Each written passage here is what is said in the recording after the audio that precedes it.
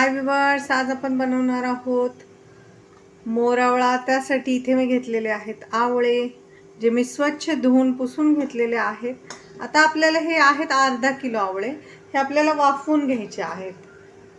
तर तुम्हाला हवे आहेत तर तुम्ही अखंड देखील ठेवू शकता, किंवा मी इथे ह्या आवळ्याच्या फोडी करून घेणार आहे, तसं देखील करू शकता।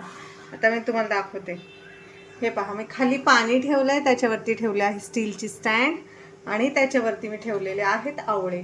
मी आता तुम्हाला दाखवण्याचा करता, असे मी आवळे वाफायला ठेवलेले आहेत। आणि आता ह्याच्यावरती मी एक ताट ठेवणार आहे, झाकण, आणि 10 मिनिटं आपल्याला हे आवळे वाफवून घ्यायचे। अगदी साधी सोपी रेसिपी आहे मोरावळ्याची, तुम्ही नक्की ट्राय करा। हे पहा व्यूअर्स, 10 मिनिटं झालेली। आता आपले आवळे जे आहेत ना ते वाफरलेले आहेत। तुम्ही बघू शकता आवळ्याची तोंड उघडलेली आहेत, बघू शकता तुम्ही कशाची तोंड ओपन झालेली आहेत ना, ह्याच्या पाकळ्या अशा दिसतात आहे ओपन झालेल्या। तर आता आपले आवळे वाफरलेले आहेत, तर आपण हे थंड करून ह्याचे तुकडे करून घ्यायचे आहेत। हे पहा व्यूअर्स, आता आपले जे आवळे आहेत ना, हे वजनी अर्धा किलो आवळे आहेत बरं का, वाफवलेले।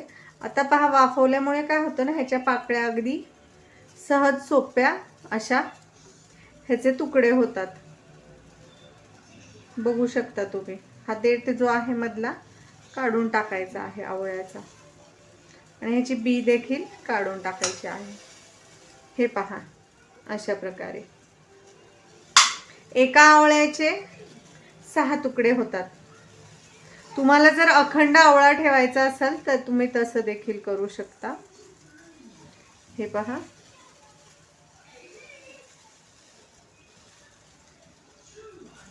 हे पहा, अशा प्रकारे मी हे खालचा देठ आहे ना, हा घेण्याची गरज नाही। आता मी अशा प्रकारे ना सगळे जे आवळे आहेत त्याचे तुकडे करून घेते, आणि मग तुम्हाला दाखवते पुढची प्रोसिजर। पहा व्यूअर्स, इथे मी कढईमध्ये ना अर्धा किलो साखर घेतलेली आहे। आपले आवळे अर्धा किलो आहेत, अर्धा किलो आवळ्यांसाठी अर्धा किलो साखर तुम्ही आवळ्यांच्या। हे पहा व्यूअर्स, इथे मी अर्धा किलो साखर घेतलेली होती। आता आवळा मी ह्याच्यात ॲड केलेला आहे। तर आपण जर आहे ना गूळ घेणार असू तर अर्धा किलो आवळे असतील तर अर्धा किलो गूळ घ्यायचा आहे, 1 किलो आवळे असतील तर 1 किलो गूळ।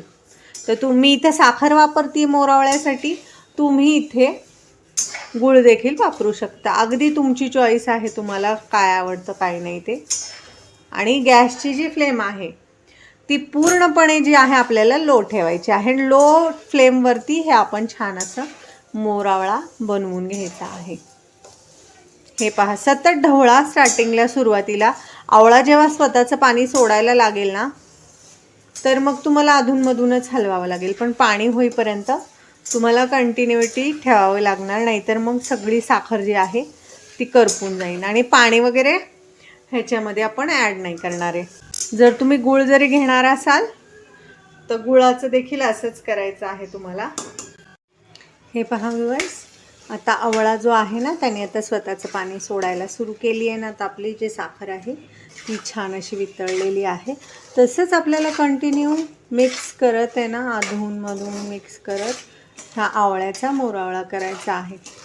आता आणखीन थोडा वेळ आणि 5 मिनिटांनी ही पूर्ण साखर जी आहे ना ती विरघळलेली असेल, आणि आवळा स्वतःचं पाणी सोडेल, आणि हे मिश्रण एकदम अगदी पातळ होईल।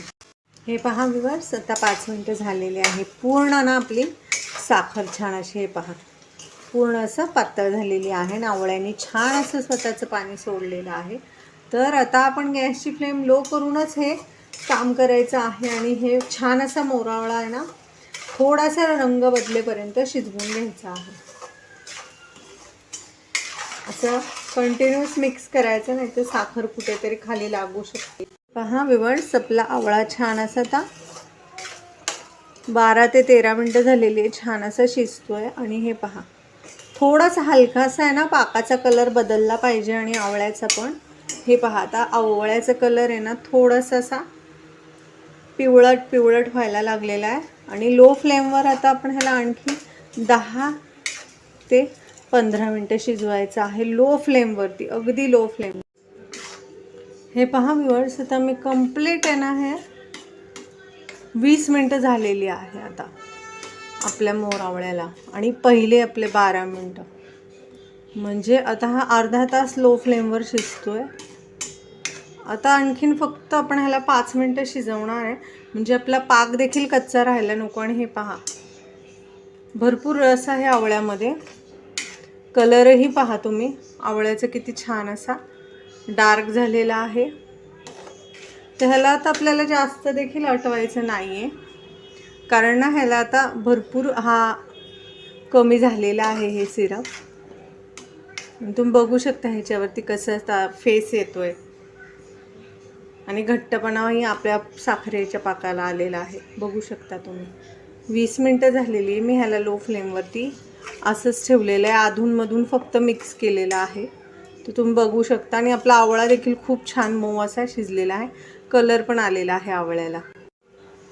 हे पहा व्ह्यूअर्स, आता ना आणखीन 5 मिनटं झालेले आहेत आपल्या आवळ्याच्या मुरब्ब्याला.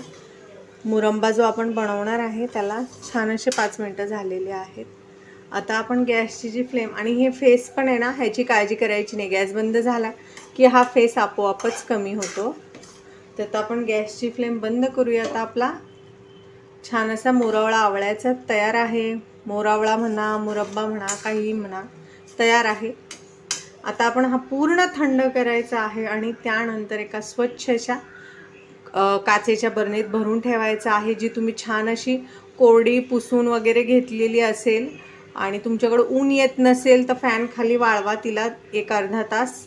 आणि ऊन जर येत असेल तर उन्हामध्ये अर्धा तास छान अशी काचेची बरणी आता वाळवून घ्यायची आहे मस्तपैकी. आणि हा मोरावळा जो आहे आपला थंड झालेला त्या काचेच्या बरणीतच ठेवायचा आहे.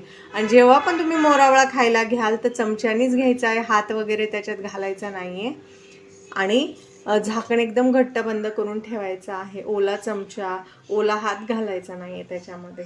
तर तुमचा हा जो मोरावळा आहे ना, हा वर्षभर अगदी छान राहतो. आणि बऱ्याच लोक ह्याचा ना पाक जो आहे ना तो खायला आवडतो, कुणाकुणाला नाही आवडत. तर हे जो उरलेला पाक आहे ना, ह्याचं तुम्ही सरबत पण बनवू शकता. फार छान लागतं ह्याचं सरबत. आता आपण गॅस बंद केलेला आहे ना, तर आता आपण ह्याच्यामध्ये ना अर्धा चमचा वेलची पावडर टाकायची. मी शेवटी टाकते आहे, कारण मग ह्याचा जो सुगंध आहे तो तसाच राहतो वेलचीचा. जर आधी टाकला ना तर निघून जातो, त्यामुळे मी इथे शेवटी टाकत आहे वेलची पावडर. अर्धा चमचा मी इथे वेलचीची पावडर ॲड केलेली आहे. आता आपला छान असा मोरावळा तयार आहे. हा थंड झाला की मस्त आपण हा काढून एका बरणीत ठेवूया. हे पहा व्ह्यूअर्स, आपला छान असा आवळ्याचा मोरावळा तयार आहे. हे पहा, बघा तुम्ही, अगदी पाक घट्ट थंड पूर्ण झालेला आहे हा मोरावळा. तुम्ही पाक बघा, फार असा चिकटही नाही आहे, फार असा घट्टही नाही आहे, आणि खूप पाण्यासारखा पातळही नाही आहे. तर आता एक टीप मी तुम्हाला सांगणार आहे, ती म्हणजे ही की जर तुमचा पाक जर बिघडला, जर तुमचा पाक पातळ झाला ना, तर तुम्ही त्याच्यामध्ये तो पाक थोडा वेळ आटवू शकता. पण जर तुमचा पाक घट्ट झाला तर तुम्ही काय कराल, तर त्याच्यासाठी ही टीप आहे. जर तुमचा पाक खूप जास्त आटला आणि खूप जास्त घट्ट झालं तर तुम्ही काय करायचं, ह्या पाकामध्ये हे जे नाश्त्याचे चमचे आहेत हे 5 ते 4 चमचे पाणी टाकायचं आहे. आणि ते भांडं स्टीलच्या एका डब्यामध्ये काढायचं आहे. हे संपूर्ण मिश्रण त्याच्यामध्ये 4 ते 5 चमचे पाणी ॲड करायचं आहे. कुकरमध्ये पाणी टाकायचं आहे तळाशी, त्याच्यावरती तो डबा ठेवायचा आहे. डब्यावर घट्ट झाकण ठेवायचं आहे आणि कुकरला 2 शिट्ट्या करून घ्यायच्या आहेत. तर ते पाणी पाकामध्ये व्यवस्थित मिक्स होतं आणि छान असा मोरावळा तुमचा मस्त असं तर रसरशीत होतो आणि अजिबात वर्षभर खराब होत नाही. त्यामुळे ही माझी टिप नक्की, जर तुमचा पाक बिघडला तर ही टिप जी आहे ती नक्की ट्राय करा. पण तो जो तुम्ही कुकरमध्ये वाफवायला जेव्हा ठेवाल त्याच्यामध्ये 4-5 चमचे पाणी टाकून तर त्याच्यावरती घट्ट झाकण ठेवा. अजिबात मोरावळ्यामध्ये पाणी जायला नाही पाहिजे. आता तुम्हाला माझी ही जर मोरावळ्याची रेसिपी आवडली तर चॅनलला लाईक करा, सबस्क्राईब करा. रेसिपी कशी वाटली ते कमेंटमध्ये नक्की सांगा. आणि हा जो पाक आहे, बरेच लोक हा पाक खातात, पण समजा जर हे फक्त आवळे कुणी खाल्ले आणि पाक उरला तर तुम्ही हे पाकाचे जे आहेत ना 2 ते 2.5 चमचे किंवा 2 ते 3 चमचे जो हा पाक आहे तो एका थंड पाण्याच्या ग्लासामध्ये घ्यायचा आहे.